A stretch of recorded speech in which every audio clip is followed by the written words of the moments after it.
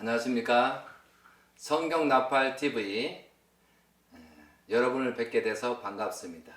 오늘 이 시간에는 제5강자 하나님은 왜 인간을 창조하셨는가, 하나님께서 인간을 창조하신 목적은 과연 무엇일까에 대해서 여러분과 함께 하는 시간을 갖도록 하겠습니다. 자, 먼저 강좌에 들어가기 전에 여러분은 어떻게 태어나셨습니까? 그럼 태어났다면 무엇을 위해서 지금 살고 계십니까? 한번 그런 거 생각해 보셨습니까?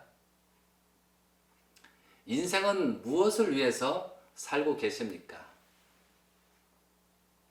여러분이 지금 살고 계신데 인생의 근본 목적은 무엇입니까?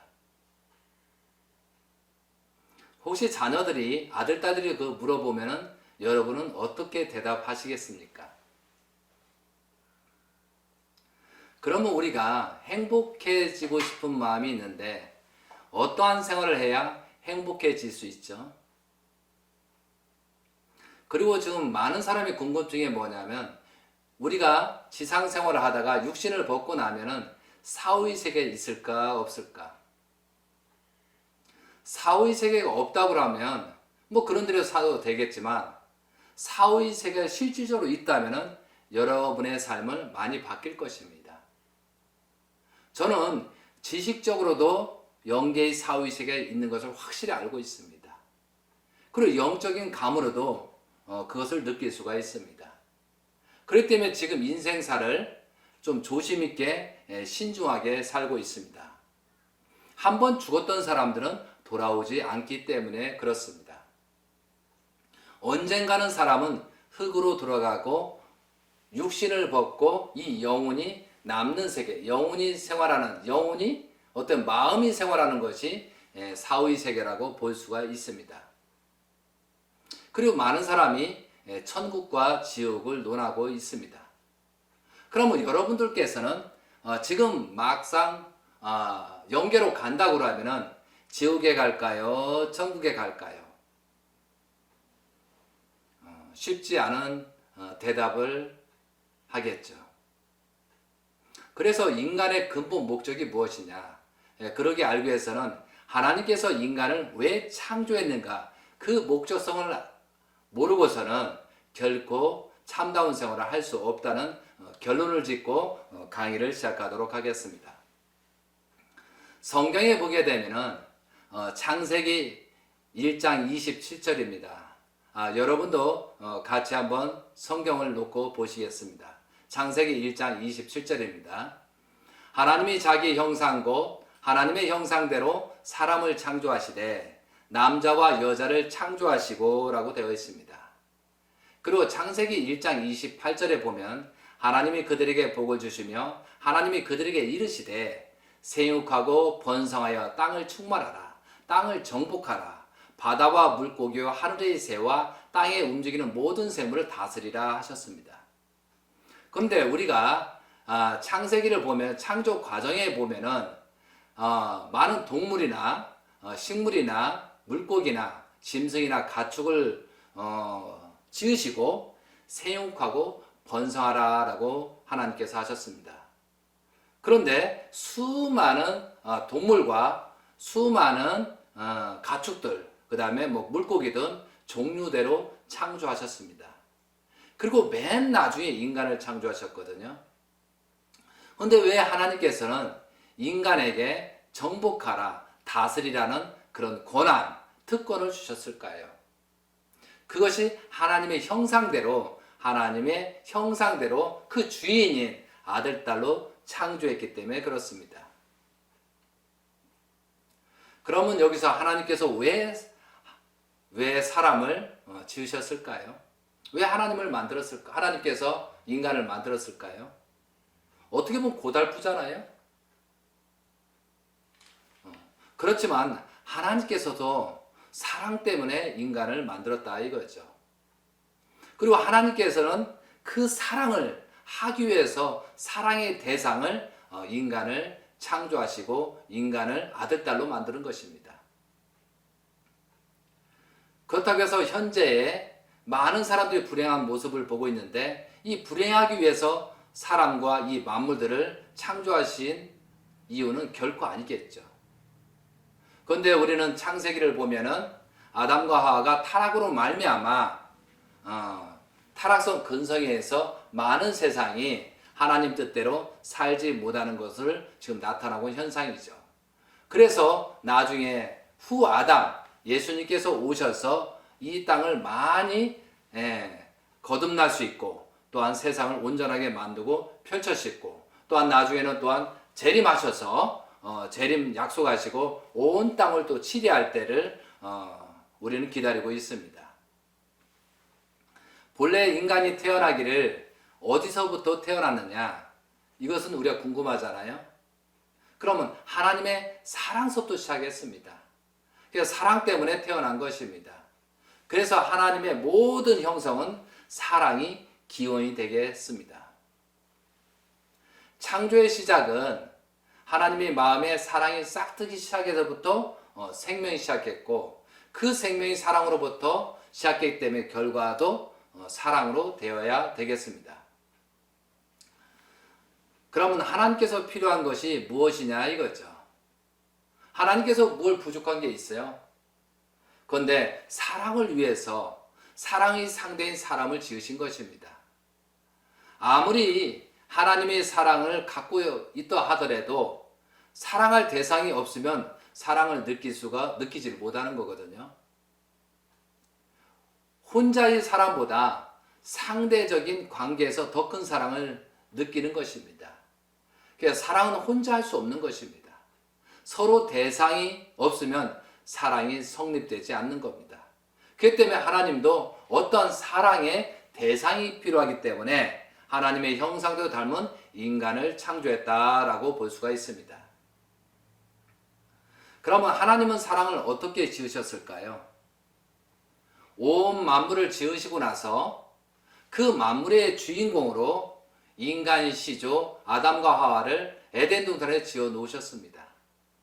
하나님은 온갖 정성을 다 들였습니다.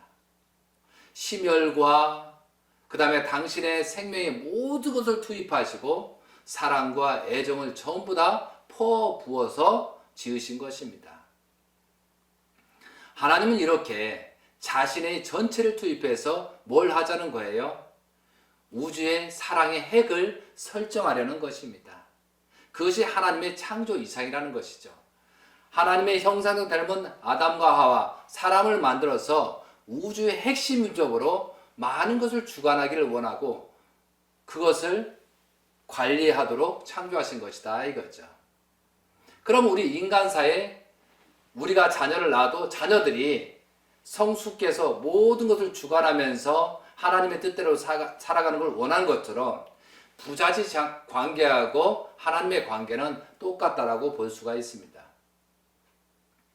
그냥 하나님께서 인간을 창조할 때 이 취미로 지으신 것은 아닙니다. 하나님이 인간을 창조하고 이 만물을 창조하고 맹목적으로 그냥 지으셨겠습니까? 그러니까 힘만 들지 않습니까? 근데 창조함으로 말미암아 기쁨과 행복을 얻기 위해 대해서 사랑을 얻기 위해 지었다는 것입니다. 그래서 하나님께서 형상대로라는 것은 어떻게 돼요? 하나님의 뼈 중에 뼈, 살 중에 살, 골수 중에 골수에 몽땅 부어서 인간을 지으신 것이다 이거죠. 그래서 하나님이 피조세계 가운데 하나님의 사랑의 대상이 될 수 있는 주체가 우리 인간인 것입니다. 얼마나 귀해요 우리가? 그렇지 않습니까? 하나님의 대상을 만들기 위해서 전심전력을 다해서 자기의 모든 것을 투입하신 것입니다. 그래서 인간을 가장 나중에 창조하신 것입니다. 모든 환경을 갖춰놓고 하나님의 아들, 딸을 이 땅의 에덴 동산에 지으신 것입니다. 그래서 우리 인간들의 최종 종착점은 어디예요? 하나님이 지으신 모든 만물을 관리하는 것입니다. 그래서 이 모든 만물을 이 우주 천주까지 관리하기 위해서는 그래서 과학이 필요한 것입니다. 하나님의 창조성을 이어받기 위해서는 끊임없이 연구하고 하나님을 알아가고 이런 만물이나 모든 것을 통해서 하나님을 알아가야 되는 것입니다. 그리고 하나님께 그 영광을 돌려드려야 되겠죠. 우리가 누군가한테 어떤 것을 받았으면 돌려줘야 되지 않습니까? 사업가도 마찬가지예요. 어떤 사람이 투자를 했으면 그 투자의 가치를 주는 것이 맞습니다. 그럼 어떻게 보면 하나님께서 우리에게 모든 것을 주었기 때문에 우리는 인간의 창조 목적은 하나님께 무엇을 돌려주는 그런 모습이 온전한 모습이다 이거죠. 그래서 하나님을 부정하는 사람들은 결국은 자기중심적이더라 이거죠. 나쁜 나만 행복하고 나만. 그래서 뭐 착취하는 겁니다. 착취. 그런데 사랑은 위하는 것입니다. 착취가 아니고 내 소유가 아니고 내 것을 주는 것입니다. 내 사랑을 주고 서로가 주었을 때 기쁜 것이죠. 저 사람이 주고 내가 주었을 때 기쁜 것이다 이거죠. 착취는 아니라는 거죠. 그래서 우리가 이제 많은 세상 지역을 보지만 담장이 높아지고 철망을 치는 사람들은 어떻게 보면 다 도둑놈인 것 같습니다. 왜? 남의 걸 훔쳐왔으니까 관리를 하려고 하는 것 같지 않습니까? 농부들 보세요. 전부 다 그냥 담장이 없지 않습니까? 그거와 마찬가지로 하나님께서 담장이 없다는 거죠. 하나님은 모든 걸 다 수요를 투입하고 주신 것입니다. 그래서 하나님과의 관계는, 인간의 관계는 담장이 없는 하나의 사랑의 연결체라는 것을 다시 한번 우리가 생각할 수 있다는 거죠. 하나님께서 사람을 지으신 이유는 같은 부모의 자리에 세우기 위해서입니다. 체를 잇기 위해서 그런 것입니다. 그래서 외적인 하나님, 형상적인 하나님, 아담과 하와를 사람을 말할 수가 있고 하나님은 내적인 하나님이십니다. 그러니까 내적인 하나님을 외적으로 표출시킨 것이 사람입니다. 그래서 우리의 마음속을 몸을 통해서 형상화해서 표출시키는 것처럼 하나님께서는 무형으로 계시기 때문에 아담 해와의 체를 쓰고 실체적으로 표현하기 위해서 하나님의 아들, 딸, 인간을 창조하신 것입니다. 그리고 몸과 마음이 수수관계를 갖는 것처럼 하나님과 인간의 수수관계를 갖고 인간은 이 만물의 수수관계를 가져서 그 기쁨을 하나님께 돌려드리는 것이 이것이 창조 목적이라는 것이죠. 그리고 하나님은 인간적으로 생각할 때 하나님은 인류의 참 부모이십니다. 왜? 우리가 육신의 부모도 나를 낳아주신 분이 부모인 것처럼 나의 모든 심령을 불어넣고 모든 창조의 시발점을 출발한 것이 하나님이시기 때문에 나의 부모가 없으면 내가 나갈 수가 없는 것처럼 나중에 올라오면 하나님의 창조성이 있다는 거죠. 그때 하나님을 부모로, 인류의 부모로서 모시고 섬기는 것이 참된 길을 가는 것이 우리의 온전한 모습이라는 거죠. 창조주는 참사랑을 중심 삼고 마음이 부모이고 아담 해와는 횡적인 몸뚱이 부모인데 그런데 우리가 타락으로 말미암아 이 몸뚱이, 몸과 마음이 갈라지는 현상이 생긴 겁니다. 하나님께서 남자와 여자를 지으신 목적은 둘이 사랑하여 하나가 되는 것을 위해서 하신 것입니다. 아담과 하와 위에 하와는 아담을 위해서, 아담은 하와를 위해서 서로의 부부지간에 이 수수의 관계, 사랑의 관계를 형성을 해서 그것이 모였을 때 하나님의 온전한 모습이라는 거죠. 그래서 네 가지 형태가 생깁니다. 부모의 관계의 사랑, 그 다음에 부부의 사랑, 그 다음에 형제 자매의 사랑, 그리고 자녀의 사랑이 있다는 거죠. 그거와 마찬가지로 하나님을 심정적으로 바라보는 게 좋습니다. 하나님께서 어떻게 보면 우리가 겸손하지 않다고 할 수 있지만 정말 심정적으로 하나님이 나를 창조한 부모로서 또한 내 부부로서 형제로서 자녀로서 효를 다하는 그런 모습에 그런 생각을 해야 된다는 거죠. 우리가 인간의 삼남 만사도 그런 것처럼 하나님도 그러한 존재로 보는 것이 오히려 우리가 잘못된 길을 가는데 막을 수 있는 길이 된다는 거죠. 아담과 하와를 짓는 것은 어떤 지식이나 권력이나 많은 재물이나 잘 살기 위해서 한 것은 아니지 않습니까? 아담과 하와를 지은 것은 어떤 물질적인 것이 아니고 하나님이 부족한 게 없잖아요. 그러므로 창조의 목적은 사랑의 실체를 세우기 위해서 그런 것입니다. 사랑의 대상을 만들기 위해서 그런 거다 이거죠. 그래서 하나님은 아담과 하와 하나밖에 단 둘이 아담과 하와를 창조하신 것입니다. 그래서 일남 일녀로서 무형이신 하나님의 실체 대상으로 나타나는 아들, 딸인 것입니다. 남자는 하나님의 플러스 성품을 가지고 있고 여자는 하나님의 마이너스 성품을 가지고 실체 대신자로 창조하신 것입니다. 그래서 결혼도 1대1인 것입니다. 일부일체자가 맞는 것입니다. 그렇기 때문에 부부의 관계는 절대적인 순결을 통해서 참 사랑이 이루어지는 것이다 이거죠. 그래서 동성애다, 요즘 프리섹스다, 엄청난 그런 잡다한 일이 많이 생기잖아요. 그건 하나님이 원하는 길이 아니라는 거죠. 정말 하나님을 중심 삼고 개성을 완성하고 하나님의 온전한 성품을 담고 해와도 온전한 성품을 닮아서 둘이 하나가 돼서 그 가운데 결혼을 하는 것입니다. 그 결혼하고 하나님 뜻맞게 결혼해서 그 남자와 여자가 하나 되고 하나님의 품성을 완전히 깨달은 나의 그 자녀를 낳기 위한 하나님이 그게 소원이었습니다. 그런데 아담과 하와가 타락으로 말미암아 그런 결혼이라는 내용이 없지 않습니까? 그럼 지금도 마찬가지예요. 지금 세상도 마찬가지지 않습니까? 어느 정도 사람이 장성하고 어린아이부터 장성하고 배우고 공부를 해서 어느 정도 가정을 꾸밀 수 있는, 그리고 남자로서 여자로서 어느 정도 부모로서 가치 기준이 있는 상태에서 결혼하고 자녀를 낳아야지. 심지어 그 어린 아이들이 자녀를 낳았을 때는 심각한 문제가, 아동 문제가 생기지 않습니까? 그거와 마찬가지로 어떠한 과정이 있다는 거죠.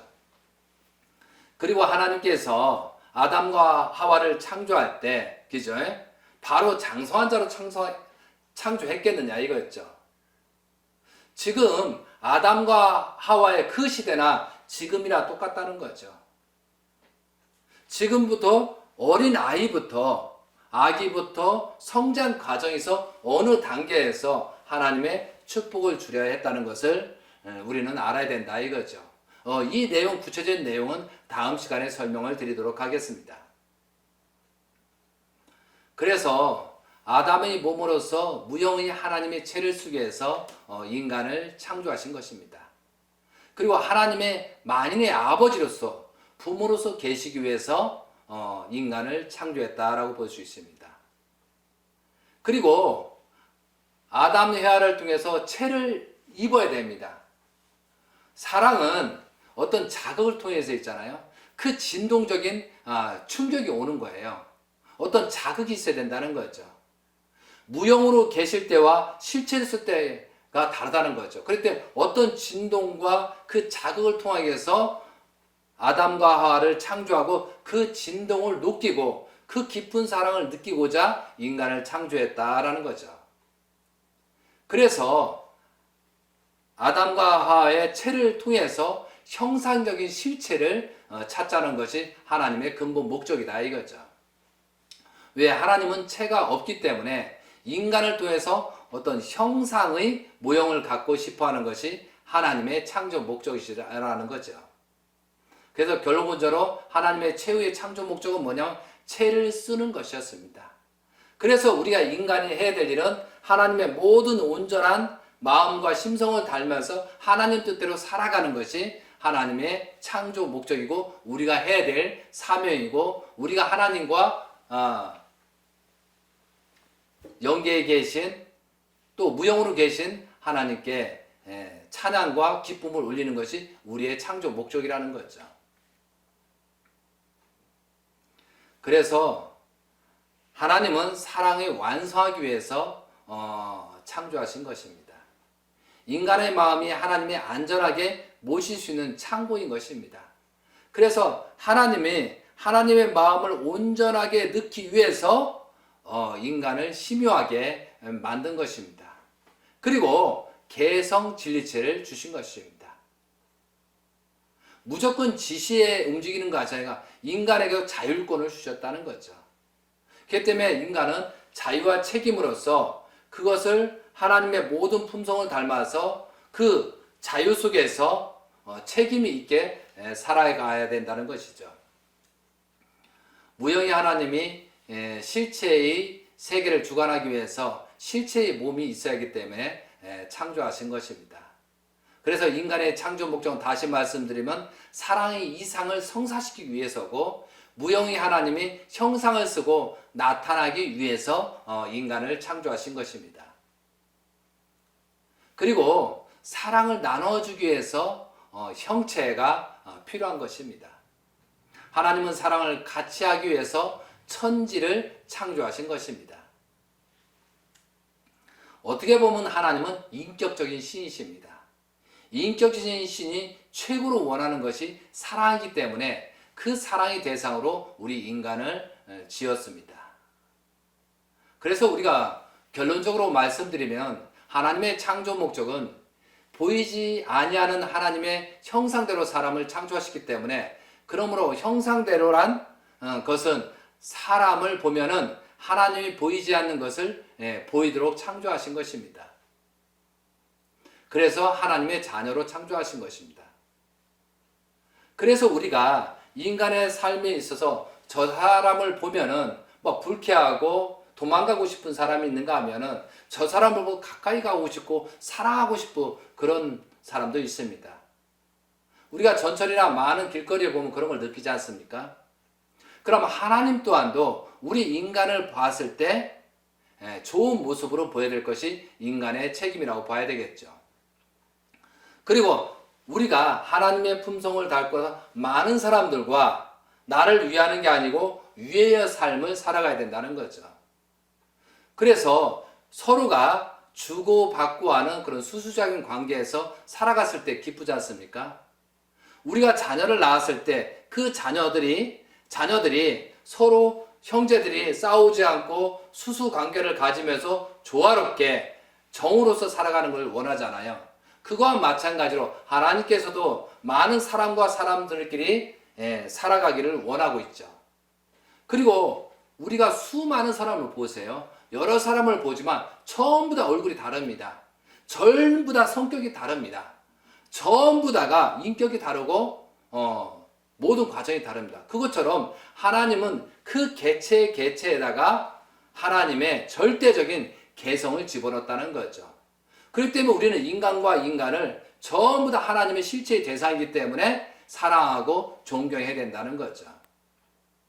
그렇기 때문에 우리는 사랑과 사랑 관계를 하나님의 개성 진리이기 때문에 함부로 무시하거나 함부로 경례하거나 함부로 적대시해서는 안 된다는 거죠. 그리고 두 번째로는 하나님께서 모든 것을 우리한테 다 주셨습니다. 그것을 그 소유권에 대해서 우리가 쟁취하고 부자가 가난한 것을 뺐듯이 모든 걸 뺏으라고 창조하신 건 아니자는 거죠. 이 소유라는 개념을 우리가 벗어야 되겠습니다. 하나님 것입니다. 하나님 것이기 때문에 그 하나님의 것을 우리는 관리하는, 아들, 딸 관리하는 입장에 되지 이걸 소유하고 착취해서는 안 된다는 거죠. 하나님은 이 관리를 잘하라고 창조하신 것이다 이거죠. 강한 자가 약한 자를 뺏거나 또한 어떤 물질을 위해서 사람을 죽이거나 또한 사람을 해하거나 그렇게 하나님께서 창조하신 건 아니라는 거죠. 그렇기 때문에 하나님을 부정하는 것은 무신론, 진화론이거든요.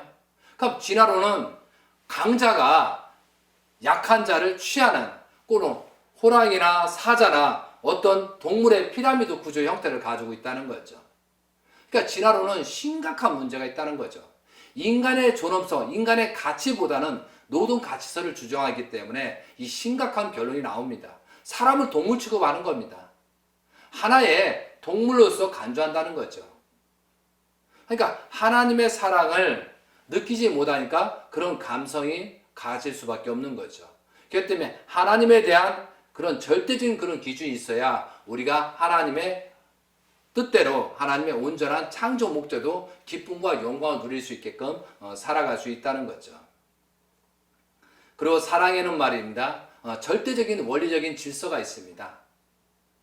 그러니까 뭐 부모의 사랑이 있고 부부 간의 사랑이 있고 형제 간의 사랑이 있고 자녀 간의 사랑이 있고 여기에는 보이지 않지만 거기에 대한 질서가 있다는 거죠.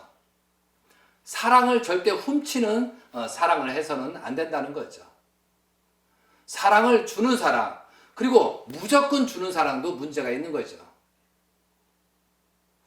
어떤 부부가 있는데 그 사람은 부부한테 사랑을 준다? 이건 또 잘못된 것이다 이거죠.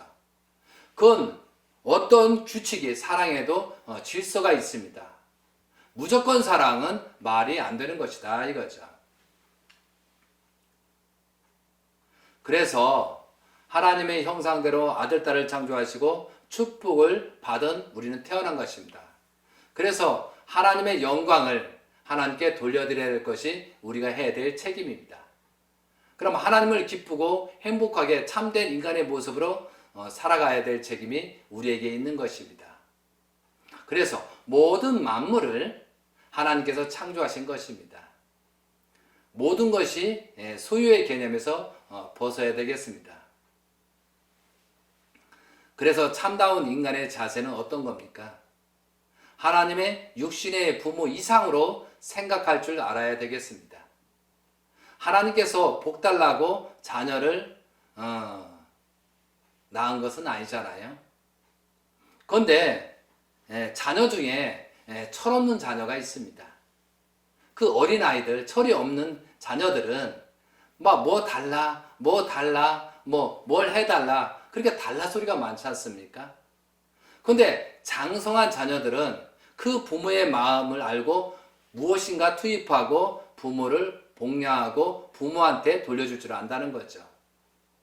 그거와 마찬가지로 장성한 자녀로서 하나님의 창조 목적을 깨닫고 하나님의 그 심정과 사랑을 헤아리면서 하나님의 행복한 그런 기쁨을 내가 받은 것을 다른 사람한테도 주고 수수 관계를 갖고 서로 조화롭게 살기를 원하는 것이 하나님의 근본된 기쁨이겠고 그것을 원하고 계십니다. 그러므로 우리는 지금부터 어떤 지식적인 거나 어떤 이상향이 아니고 하나님의 심정적인 하나님으로서 나의 하나님이라고 생각하면서 그런 모습으로 우리는 살아가야 되겠다 이거죠. 그래서 우리는 하나님의 인간의 창조한 목적은 기쁘고 사랑을 위해서 창조하신 것입니다.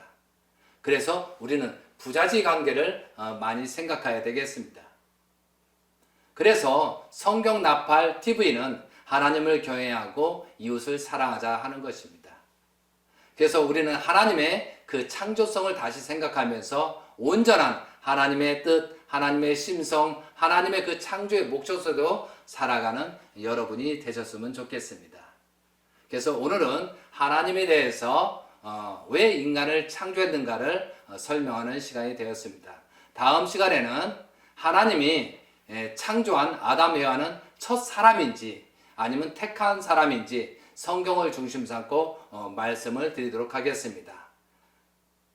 경청해 주셔서 감사합니다. 다음 시간에 뵙겠습니다. 감사합니다.